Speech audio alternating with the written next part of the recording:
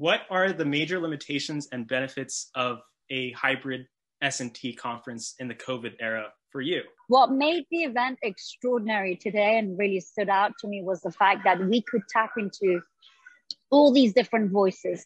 The youth, which I've always said is majorly important to the CTBTO's work, as well as the eminent persons. And you have factors including like the big personalities that have contributed to the CTBT's existence and progress.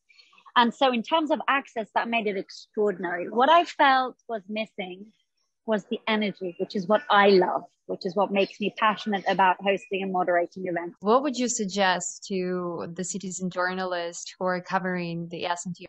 One of the things that I would advise you guys is to have a clear understanding of who your target audience is. And based on that, you can use this particular platform. That's one of the things. And the other thing is reach out to people, get their voices heard, and be extremely active. How do you view the current state of affairs in journalism, specifically in relation to coverage of nuclear topics? The way it's changed now is I would take to social media while using my own brand of France 24 to get that information across. So I feel like we as journalists really have to adapt to these new ways of working. So that's why I think it's important for us to be in touch with you as well, to understand more what young people prefer, how they prefer to communicate. What would you recommend to young girls who want to become journalists, especially in such difficult fields as nuclear? So my main advice would be, don't you dare give up and find yourselves mentors.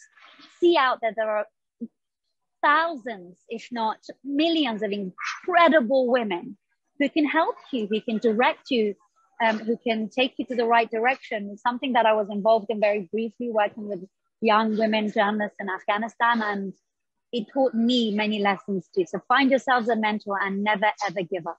How has coverage towards CTBT changed over time in your expertise experience?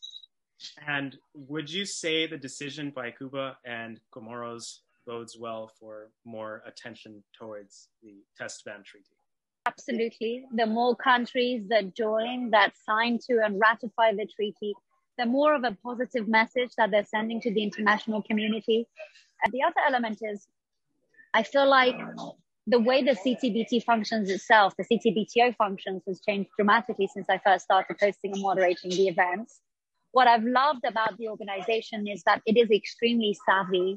It's very good at making the events more accessible, and keep up the amazing work. You're impressive. Every single person that I met today on the sidelines of the conference, one of the first things that they uttered was something about you have to work with a youth group. So really know and appreciate how noticed you are, and keep at it, both of you, all of you.